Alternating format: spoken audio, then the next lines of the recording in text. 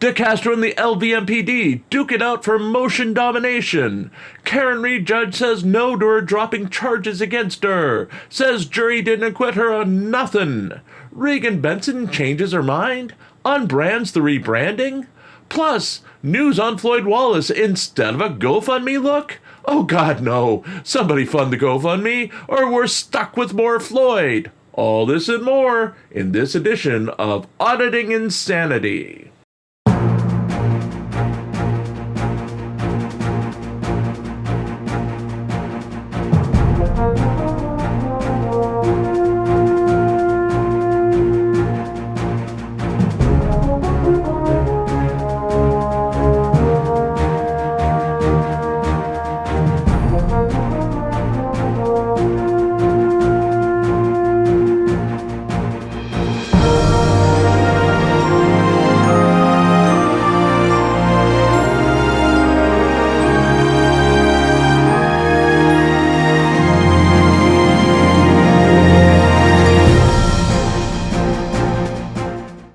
Let's get happy, people. Good afternoon, and welcome to another edition of the Auditing Insanity Newscast, brought to you by ReallyCoolNews. I'm Jim Finch, and I'll be your host for big stories on Chili DeCastro, Karen Reed, Regan Benson, and an alarmingly boring update on Floyd Wallace instead of our GoFundMe market look.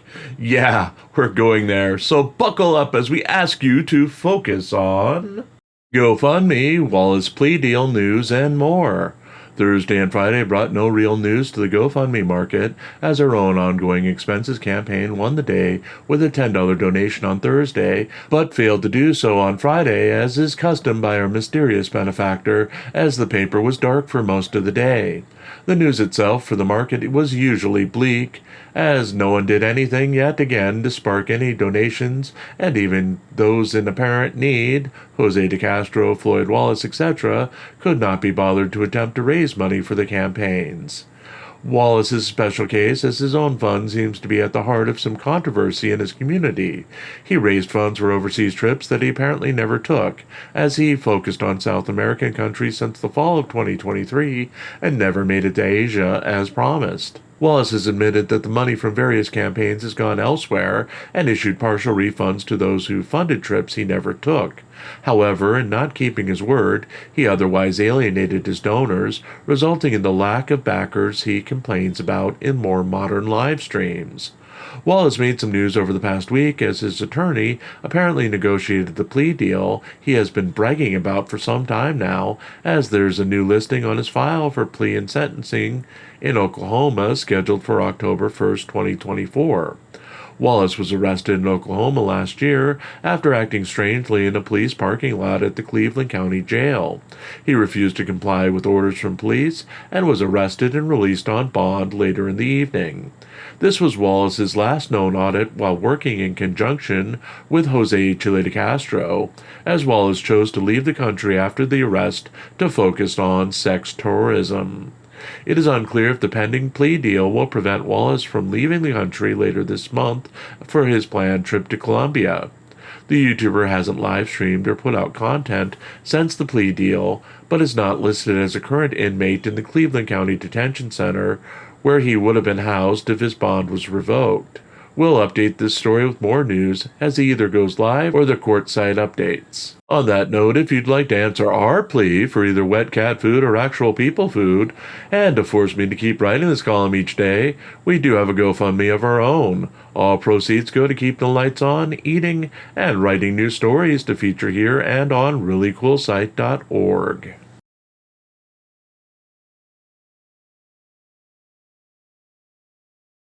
Karen Reed, motion to dismiss denied.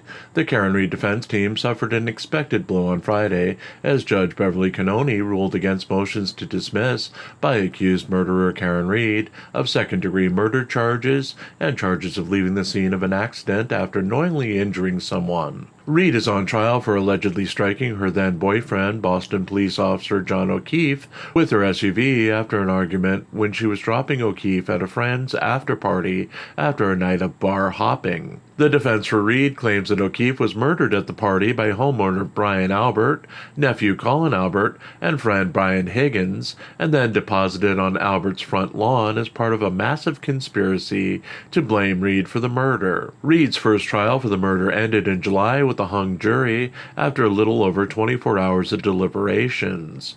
Her defense team had pushed for a mistrial early in the deliberations, as a note was sent indicating that the jury was hopelessly deadlocked, and then the defense team bragged afterwards that they successfully defended Reed from the charges by the Commonwealth. Both actions were noted in Judge Cannoni's decision, rejecting the defense's new claim that they were not allowed to object to the mistrial and that they had new evidence that the jury unanimously acquitted Reed of 2 of the 3 counts, but never put those verdicts forward as they were confused by jury instructions. Reed's defense team has been leading a public campaign to declare that Reed was found innocent beyond a reasonable doubt, even though the jury was hung and never came forward with a verdict in the case. Hampering the defense's long-shot efforts was the fact that none of the jurors, including the one who was recently interviewed by Aidan Turtleboy Kearney, would provide affidavits to back their statements. The prosecution countered the motions by stating that the judicial system is based on actual verdicts by juries, not allegations of jury votes from the deliberation room, and that the defense had multiple opportunities to join the prosecution in objecting to a mistrial. Prosecutor Adam Lally had fought valiantly against the mistrial, as he felt that 24 hours after 8 weeks of testimony was simply not enough time for the jury to review the evidence, let alone come up with a verdict.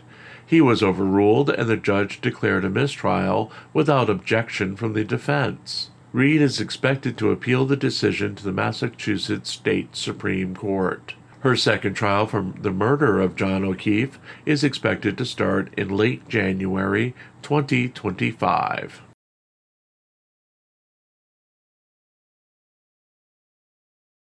Dueling responses in DeCastro's LVMPD case. Attorneys for the Las Vegas Metro Police Department and Jose Chile DeCastro filed supplemental briefs on Friday to support their cases for and against a summary judgment in the case.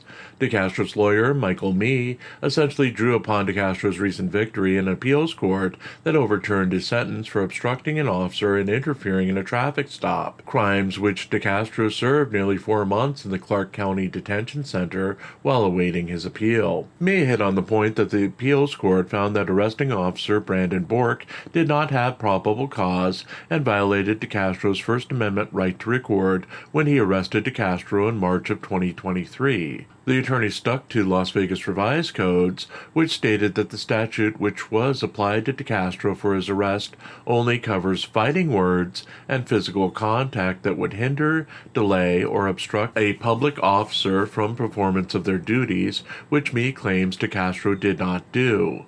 Attorney Mee argued that the defense was not entitled to a summary judgment as there is a genuine dispute to material acts in the case, as there is an outstanding excessive force claims, despite no evidence presented by Mee to show excessive force, and significant damage to DeCastro's ulnar nerve and testicles based on treatment by DeCastro by the LVMPD officers. Craig R. Anderson, representing the LVMPD, points out that none of the defendants were involved in DeCastro's appeal, nor were given the opportunity to challenge DeCastro's claims in the appeal. Therefore, the broad acceptance of the state court's decision would be objectionable. He also noted that the Wilson case, which was used in the verdict by the appeals court, was not widely established law at the time of the arrest of DeCastro, as it wasn't decided until nearly a year after DeCastro's arrest. Judge Andrew Gordon, who was overseeing the case, also had previously found probable cause for the arrest last fall in his own review of the case, despite the later ruling by the appeals court. He also dismissed claims by DeCastro with prejudice of unreasonable search and seizure, false arrest imprisonment, invasion of privacy, and negligence-based search and seizure. DeCastro's claims of First Amendment retaliation, equal protection, and negligence-based claim for biased policing were dismissed without prejudice in the same ruling, with very specific leave to amend, leaving only his claims of excessive force and supervisor liability as the key charges left in the case. DeCastro's Second Amendment complaint ignored Judge Gordon's ruling, reinstating all the previously dismissed charges against the LVMPD, and ignoring Gordon's specifics for refiling the charges that were dismissed without prejudice. This act by DeCastro led to the defendants filing a motion for dismissal of DeCastro's Second Amended complaint, or motion for summary judgment, based on DeCastro's actions.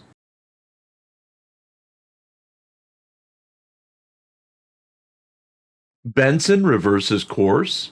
YouTuber and apparent former advocate for the homeless, Regan Benson, apparently changed course on Friday, returning her YouTube channel to its original Regan Benson name and returning the vast majority of the videos that had previously been hidden from public view. It was noted on Wednesday that Benson had changed the name of her page to 5280 Outreach and had removed 2 years' worth of produced videos from public view. The channel reverted back to its original name on Thursday, and her public statement announcing the end of her homeless outreach program remains in place. What's changed since Thursday? Benson announced on her community page another win in her war against Denver police. Denver jury finds me not guilty today. I win again. Oh snap. Poor O'Neill. He's 0 for 3 in taking down Regan. I think he's mad. He helped the case. He made a complete fool of himself. Again. This is the latest in a string of wins for Benson, as she received $130,000 in settlement money from Denver in July after settling 2 cases where she was allegedly the subject of a retaliatory arrest and a subject of a violation of her First Amendment rights. Benson had been arrested for filming within a Denver District 3 police department last year by Sergeant Brian O'Neill.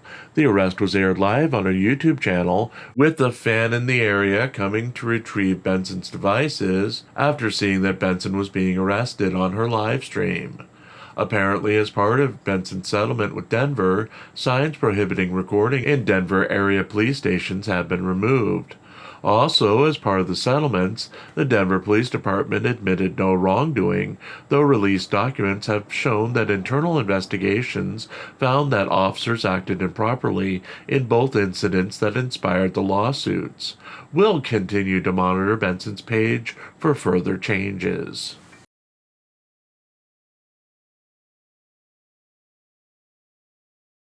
Are we happy yet?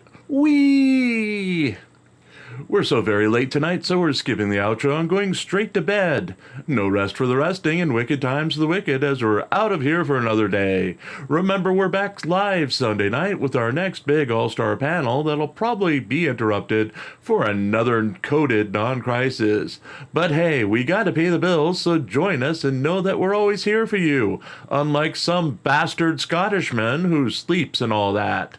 On that note, see you tomorrow, and may the strife you save be your own. Good night, everyone.